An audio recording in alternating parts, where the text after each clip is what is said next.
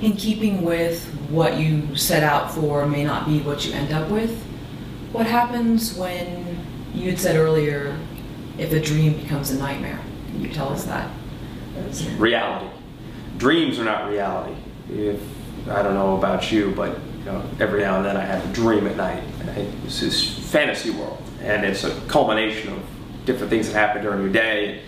I think when it comes to celebrity or being famous talk show host or a famous actor, you have your idea in your mind of what it's going to be like if you were to ever accomplish it. And I think what happens is once you accomplish it, everything has an equal opposite side to it. Take the internet for example.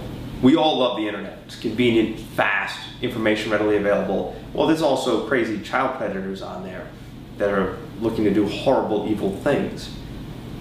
Is the internet evil? No, it's the flip side. Same thing with fame. You're going to be a celebrity. You get this money and you get this adoration. You feel great about yourself. Well, yeah, you also live in a bubble.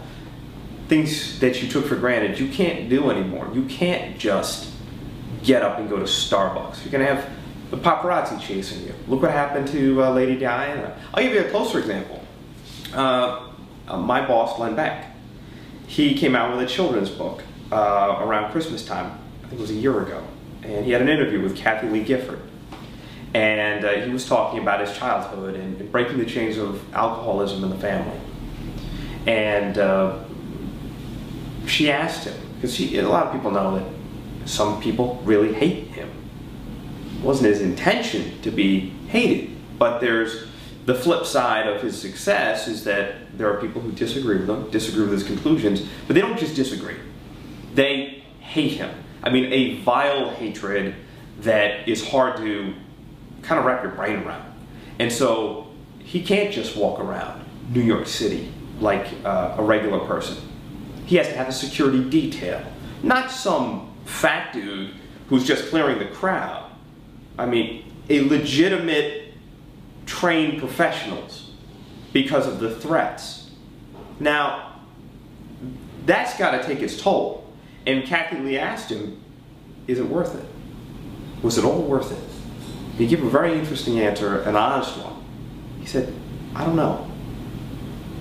Because he's seen the impact it's had on not only himself, but more importantly his wife, his children. And that's something I think a lot of people don't take into consideration. And in my case, with radio, so I work all this time behind the scenes. I finally get an opportunity to do a show. And it doesn't pay anything. That's fine. Because at first you're excited about the opportunity. And then it's like you're feeding the monster. It's a bottomless pit. You put more into it, but nothing changes. And unless you have support behind you, whether or not it's you hit critical mass with an audience and then the company can't ignore you because they see too much income potential, unless that scenario happens and it organically just grows and blows up, you're left in a situation where you need somebody to take a gamble on you. You need somebody to help you out.